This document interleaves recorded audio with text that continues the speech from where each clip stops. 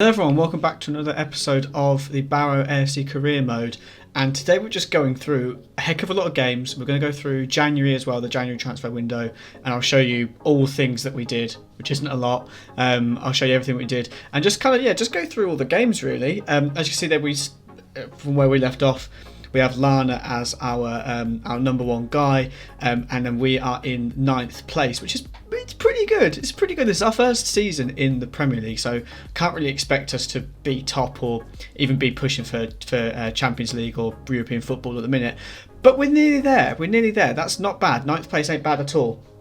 And as you can see there, we're coming up against Manchester United next, which is going to be a pretty tough game. You know, they're second in the league, so probably going to have a little bit of an issue there, but that's okay. We'll go through it. We'll see how we did, and obviously there's going to be quite a few games in this episode because we're going December, and December is always a jam-packed period. So anyway, to get into the game with Manchester United, and as you can see there, they've got an insane team. De Ligt's been bought. They've got Van der Beek still, even though that he's an incredible talent in real life and he's got a lot of potential. They've got him, they've got Correa, they've still got Bruno Fernandes, they've got Immobile. But we do take the lead. We take the lead relatively early on in the first half, and then they score with Immobile. And I don't know how that's happened. I don't know how Immobile has been a purchase that they've made. They've got some kind of wild purchases, to be fair. Correa being one of them as well, but then they score with the guy who does carry them in real life, Bruno Fernandes. So that's a bit of a shame. We do then lose 2-1. We can't pull anything back, and as you can see, we had most of the possession, but we just couldn't score. Or score in the second half rather.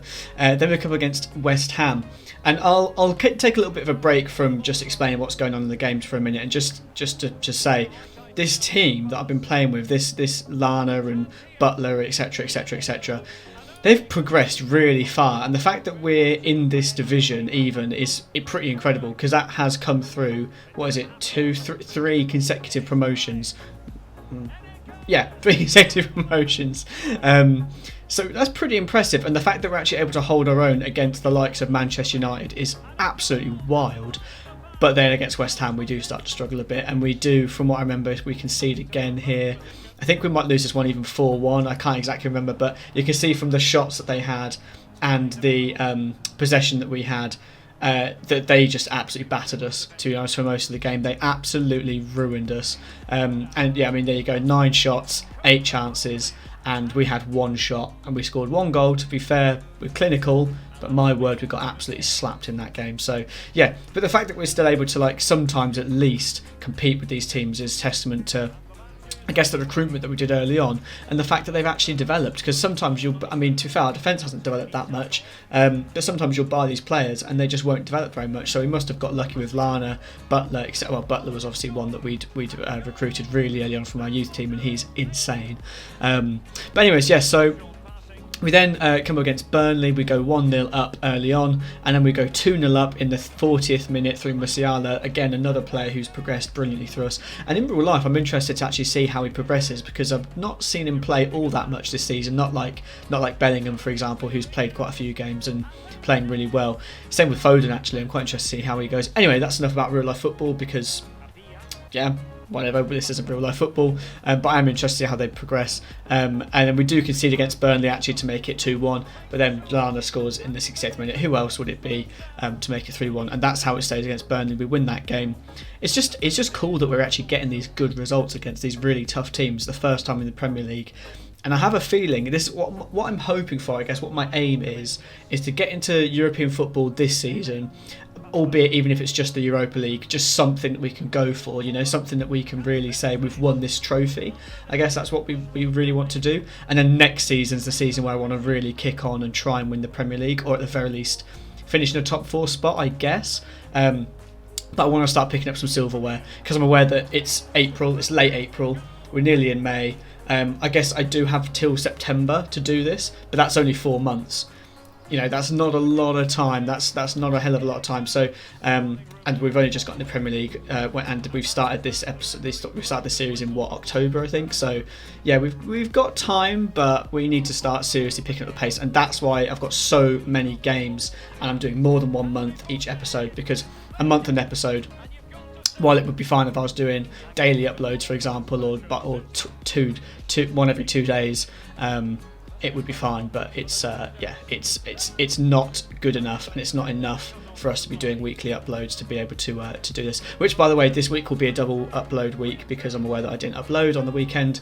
Foot Champs, Team of the Season Foot Champs took precedent, and I will have a video for you guys because we did hit Elite, so I'll have a video for you guys for a pack opening, I guess. Everton, by the way, what a wild game. We were losing 2-0 until fairly late in the second half, to the 78th minute, when we scored one to make it 2-1, and we scored right at the end to make it 2-2 literally in the last kick of the game.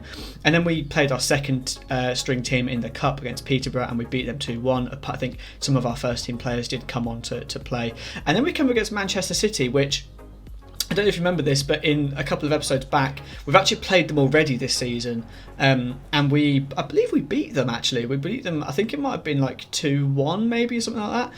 Against them again here, we go up really early on through Lana again to make it 1-0. I think that was just in the 5th minute, and then they equalise, sadly, and then they do actually go 2-1 up shortly after. Well, I say shortly after. It's not shortly after. It's literally like the 70-something minute, but they do go 2-1 up, which, I was watching it and I was like, "Oh, you're kidding me!" Like, I thought we were gonna. I thought we were gonna do the double over them for a little bit, but I thought we were gonna get a result, and then we did. Right at the end of the game, the substitute Ponceau comes on and actually gets us the equaliser, and that's the way it stays. It stays at 2-2. So against the top of the, I believe they're top actually, Manchester City in our league. Obviously in real life, of course they are, but in our league, I believe they actually are top. But in this, they're top. And they've only had like 2 losses and 3 draws or something crazy, and we are one of those losses that they've had. We're one of the ones that have managed to actually get points away from them. But anyway, then we come up against Chelsea. They get a penalty in the 20th minute, and of course they tuck that away. Werner scoring a rare goal, which he doesn't get in real life, and then they score again to make it 2-0 through Werner again. So yeah, Werner clearly in real life isn't as good. Is better. Oh my goodness, what is wrong with me? Werner is better at finishing on FIFA for some reason, and Pulisic gets a goal for them, and then they make it 4-0 through Golovin. And I think I mentioned before when we played Chelsea before, they have a wild team. They've made some really good purchases, so here's what it is. They had an incredible squad. When you're bringing on Kai Havertz, and bear in mind that Kai Havertz's potential is pretty astronomical, when you're bringing him on, you know they've got a really good team. So anyway, they smash us. And then we come up against West Ham again. It feels like the reverse fixtures are a little bit jumbled. They're a little bit almost like they're happening a lot sooner than some of the other like in the reverse for before Christmas. But anyways, we come up against West Ham and we actually win. We actually beat them. We got slapped the first time round we played them, and the second time round we beat them. We beat them 1-0. So maybe it's a bit of inconsistency. And then we play our second team against Manchester City, in the Cup, and we draw. There was literally like 59 rated players playing in that squad, and we drew somehow to them. Anyways, and then we played Manchester United, who we played at the start of this episode. So we played them twice this episode, but whatever. And we actually go 1-0 up. We go 1-0 up in the 24th minute, which is pretty sick. It's a pretty good turnaround given, we lost to them earlier on. And then we go 2-0 up. So 34th minute, we score another goal. Then they pull one back, I believe, to make it 2-1, which was where I thought we'd start to crumble, to be fair. I did genuinely think, this is it. We've done well. We've kept on, but we're going to lose. No, we won. I brought on PK. I keep doing this. I keep bringing on PK to shore up the defence, I guess, a little bit, because Soppy is a lower rated. I moved Azpilicueta off to the right back position. But yeah, it's been working just fine. And then we lost to Man City in the Cup when in the replay. We played the second team again, but they lost 3-2, which is a pretty good shift. And then we signed this guy from Manchester United, who came upon the promising and first team quality segment on a 5-year deal. I put a huge wage on him because I didn't actually know what rating he was, and I found out he's 75 rated. So that's not really first team quality, is it? But it is what it is. And I wanted to show you the end of the transfer window. Tonali there, by the way, with the £100 million transfer from Leicester. When the hell did he go to Leicester? From Leicester to Inter Milan. But anyways, yeah, so some pretty wild. I mean, you can see West Ham there. They've bought Bernardeschi and they've sold like Bowen and stuff. So anyway, pretty wild transfer.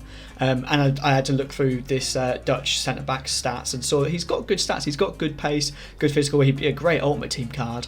But obviously career mode is not Ultimate Team. So anyways, that's where I've left it, and we're back to 9th place. So interesting to see. We're actually really close to European spots. We're only 8 points off, I think it is, 8 points off, and we've got a game in hand, so we could move to 5 points if we win the next game. And we've played most of the guys at the top. Like, we've played Man City, we've played Man United, we beat Man United, we drew and beat Man City, we beat West Ham just now, so we've not got a lot of the top teams left to play, which is pretty hopeful, I guess. But anyways, that'll do for this episode. Thanks so much for watching, and I'll see you in the next one.